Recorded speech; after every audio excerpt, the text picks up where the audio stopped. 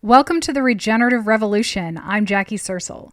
Today I want to talk about my design principles for regenerative enterprises called Regenerative Dynamics. So I have a business consultancy also called Regenerative Dynamics, and when I work with clients, I take them through these 16 regenerative design principles to help them make their organizations regenerative. And I'm also working on creating a cooperative federation called the Regeneration Federation and a business incubator called Earthling Enterprises that would use these regenerative dynamics. And we also have a certification, a regenerative enterprise certification that would use these dynamics as a basis for the certification. So I'm really excited to share these with you and explain a little bit about them. With each one, we can go into a lot of detail in future videos, but this is just an overview. So to help you kind of visualize what I'm talking about, I'm going to show you some stuff on my website. It's regenerativedynamics.com. So here, just on the very front page, I have a list of all 16 regenerative dynamics right here. So you can read through those. But actually, what I want to show you today is a diagram that I made that's on the About page. This kind of explains how I came up with the regenerative dynamics and why I am using the ones that I have, created. This is kind of getting inside my brain to explain where these came from. So I would like to use this in this discussion. I know it's a little bit hard to read. You can open this up on regenerativedynamics.com if you want to get a closer look, but I'll just explain it. So yeah, this diagram, I know it's like funny and nerdy, and I used my logo for my business to make it. But, it helped me to organize this information in my brain and really just helped me make sure that I'm covering all of the bases to make this a comprehensive design system for regenerative enterprises. Okay, so as I explained in my video about what it means to be regenerative, to me, there's really two aspects to it. There's the impacts of how you make your ecosystems, communities, and economy regenerative in various ways. But then there's also how the organization itself is regenerative, which I think is just as important, if not more important, is to how to make your organization evolve and change and make itself better over time. I don't think you can just set, this is how we're going to make decisions, this is how we're going to do things, and then expect your impacts to continue to be better and better and better over time. You also need to improve your processes and systems so that you can continually get better and evolve to the context as your context changes. Okay, so I started here with the left side of the diagram. It starts with the design of the organization itself, because you have to design your organization before you can look at your impacts. So the very first two are just design in general, how we design our organization from the big picture. So the first principle is purpose-driven decision-making, and the second is evolutionary development. For each one of these areas, I found that two principles kind of looked at it from different angles. And so I'm trying to, create a comprehensive view of each one by looking at it from a couple of different angles. And there's usually kind of a top down and a bottom up kind of way. So this diagram really kind of shows that in a way. So there's the purpose-driven decision-making. Means that we want to do everything in service of a higher purpose, not just to make money for shareholders. And we want it to be something inspirational that everyone can get on board with. And we also want this to be a really simple, short, catchy slogan that we can repeat over and over and over again so that everyone knows it. It kind of drives me nuts when organizations have a 3-paragraph long mission statement. Nobody cares, nobody reads it, nobody uses it. Like, well, what is your organization really designed to do? What's a very practical description of what your organization does that we can actually use to inform our day-to-day decision making? Okay. And how can we put our structures and systems in place to reinforce and support that? Okay, that's the first thing we want to look at.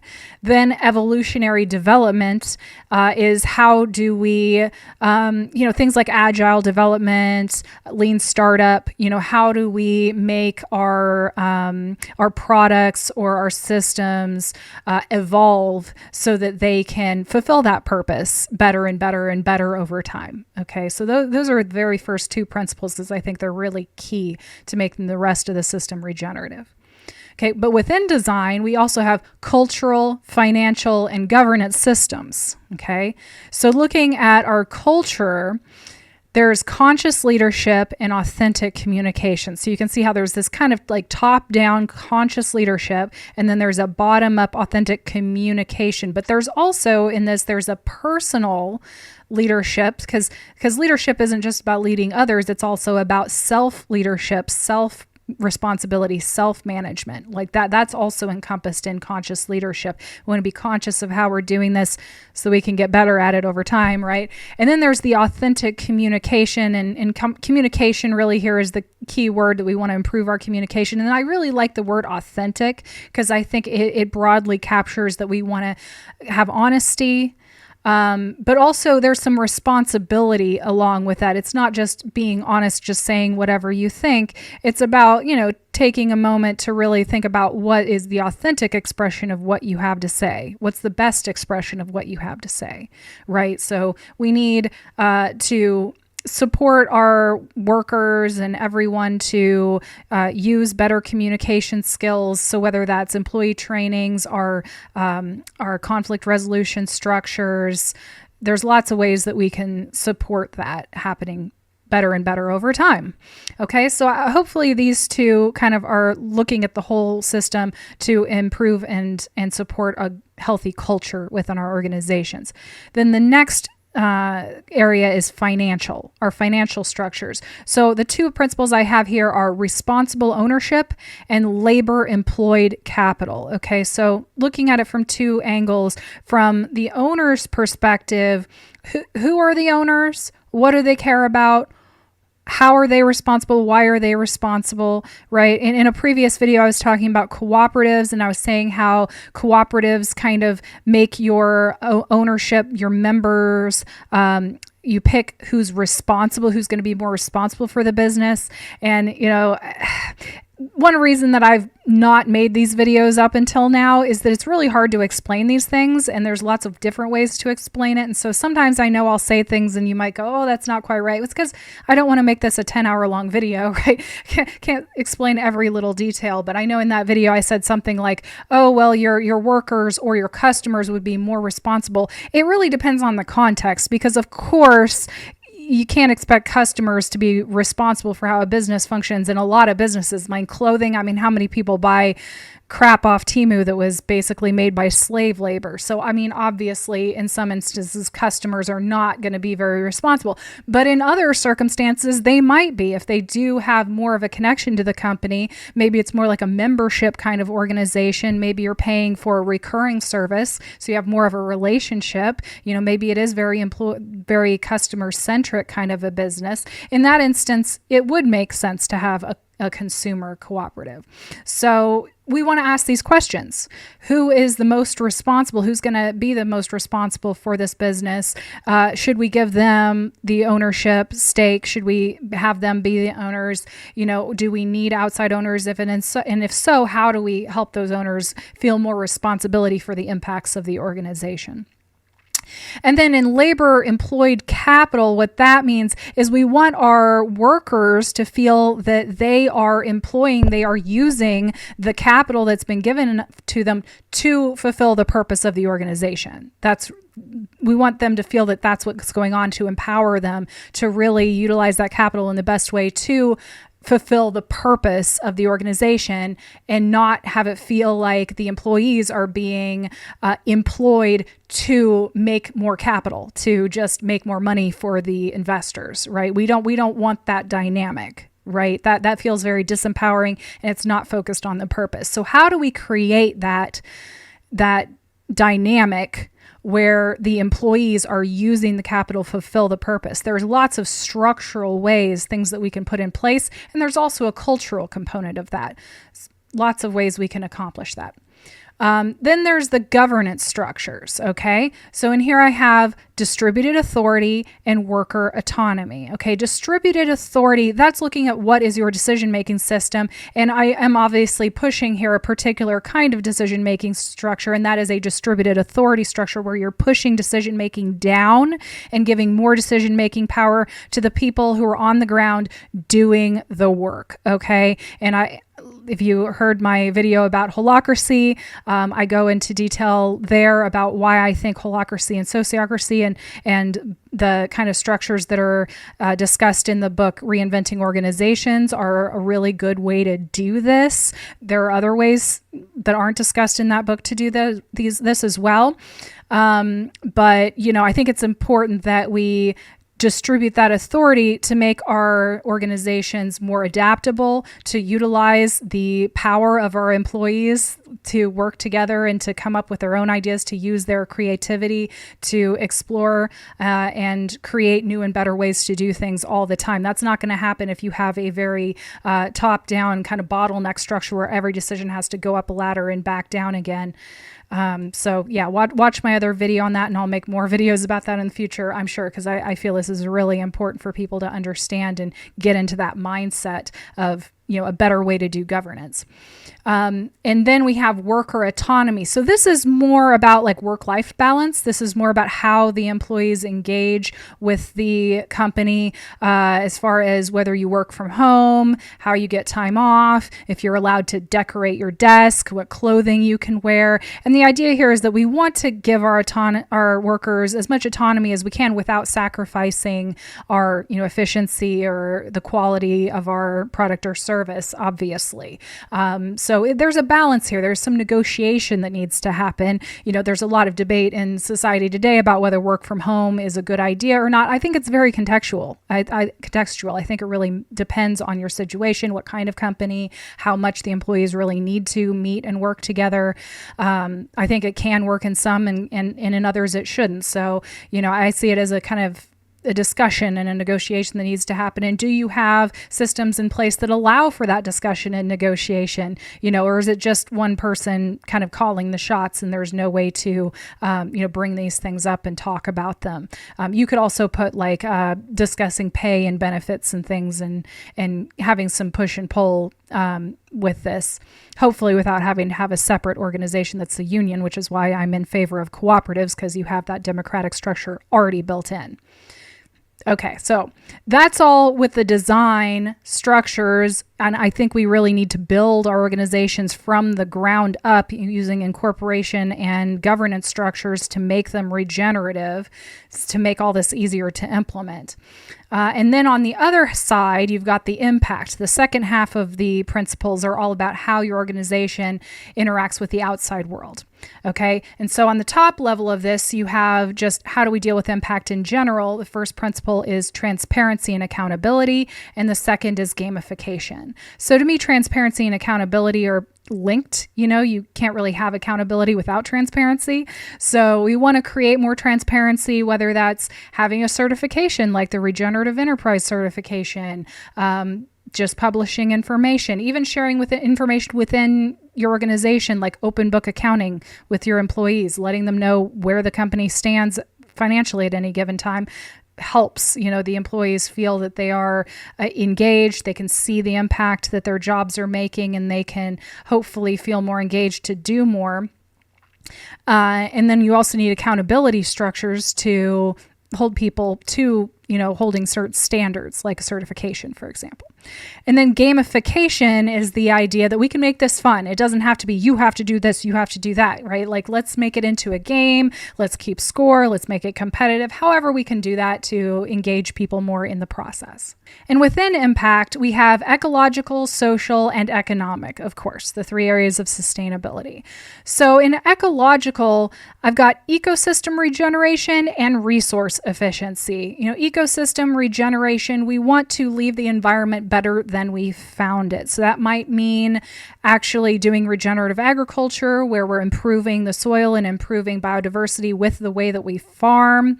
It might mean we have to go in and just fix something. If we had to take something out, we need to go back and put it back in. if it means that we are making up for it in a carbon credit kind of way, like I don't really like that solution. I would rather be actually taking care of the ecosystems that we're already impacting than just trying to make up for it somewhere else. But, whatever way that we can find to leave the environment better than how we found it, that's what we really need to be doing right now. But also we need to be looking at our resource expenditures. I mean, if it's so expensive it makes our company go bankrupt, then obviously it's not regenerative, right? It has to be economically sustainable to be sustainable. So we have to look at that. We have to look at how many resources it's using, look at all of the resources it's using, and do a full comprehensive audit of these solutions. And, is it even worth it? Or are we putting more energy in than we're getting out of it? Like ideally we would be getting out more energy than we're putting in. Like that's the point, right?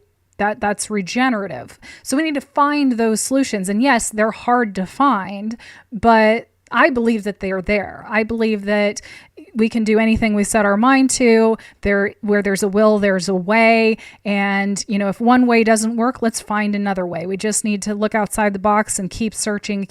That's why we need to be regenerative in our organization so that we can constantly be improving and finding those solutions, right? For our social impacts, we've got community investment and beneficial marketing, okay?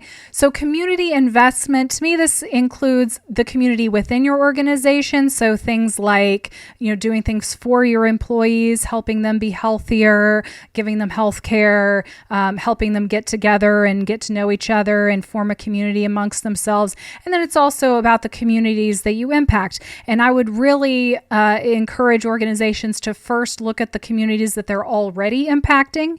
Look at the people immediately around your place of business and in the neighborhood you're in. Look at your customers, your suppliers. If you're getting materials from some little town in Nicaragua, find out what's going on in that little town. See if they need help. Make sure that you're getting your, materials fair trade, or at least checking it out to make sure that the communities you're impacting in a positive way.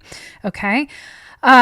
Okay, I'm going to do something here. I'm going to come out of the closet. I just feel like you're probably asking this question, some of you, and I might as well just address the elephant in the room. There is no DEI anywhere in this. There is no diversity, equity, inclusion anywhere in this, because I personally believe that communities are actual groups of people in a place that know each other. They are not skin colors or sexes or sexual orientations. Those are not communities. Okay, those are labels. Labels are not communities.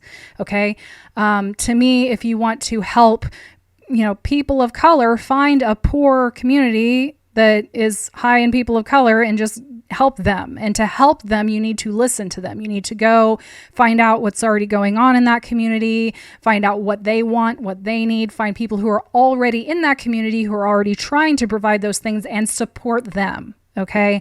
There's a very specific way to do this, and that's it. Okay. It's not coming up with your own ideas of what other people need and imposing that on them. Okay. You need to work with the communities in order to support them.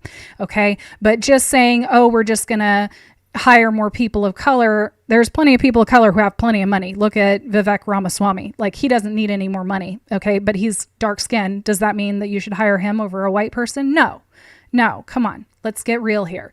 Doesn't help anybody. All that does is increase racism. All that does is increase the divisions among us and make things worse. Okay. If we want to support people, we should support people, support communities. Don't support labels and division and identity politics. Okay. So I specifically left that out for a reason. Okay. But community investment is where we can look at ways that we can help unfortunate, disenfranchised, historically, oppressed, sure. But look how you're actually helping people, not how you're just, playing some identity politics game and virtue signaling. Okay. So next is beneficial marketing. So we need to do marketing. We might as well do it in a way that benefits people. So I'm talking about educational content, sponsoring nonprofits, sponsoring events, doing community service and just make a big deal out of it, videotape it, try to get on the news, in whatever way you can get your name out there, get your message out there in a way that's beneficial, right? lots of ways to do that. So next is economic. So in the economic sphere, I didn't put just paying people more here because that's actually included in community investment and worker autonomy. Instead, we're looking at the economy as a network, as an ecology, as a system. We're wanting to improve the resilience of the system and the overall wealth of the system. So the best way to do that is through network building. So that's joining existing trade organizations or associations or social networks. If you don't have one of those and you feel like it's needed, create it yourself, right? And engage with those networks. So it's gonna help your organization, and then your organization can help others as well. And then the final principle is open source innovation. And I'm not saying you need to open source everything, but look for opportunities where you can get ideas from other people, have a contest of who can come up with the next, catchphrase for our next advertising campaign or something like that. Have a competition, have prize money or whatever. See if you can do things that way. It's also gamification. It makes things more fun and engaging. Or it could be, using open source software or just working with other companies to invest in new technologies. Lots of ways that we can do this. And so that's it. That is all of the regenerative dynamics. The question now is how to use regenerative dynamics. Well, I have used regenerative dynamics to create several organizations. I've also created a certification, Regenerative Enterprise certification, based on these dynamics. And I'm creating a cooperative federation called the Regeneration Federation that will administer that certification for cooperatives. And one of the cooperatives in that federation is Earthling Enterprises, which is a business incubator for small businesses. Any kind of business that wants to be a regenerative enterprise can join Earthling Enterprises and get the certification and just a little bit of business support. And I'm hoping to create a community there of regenerative enterprises that can continue to work together. So if you would like to learn more, if you'd like to work with me, please go to my website, regenerativedynamics.com, and use the contact me form to send me a message. I'd love to hear from you. And please follow me, like, subscribe, join my Patreon so I can keep working towards all of this, and hopefully we can get all of these cooperatives set up and running within the next few months. Join on, get on board. Let's go. Talk to you again soon. Bye.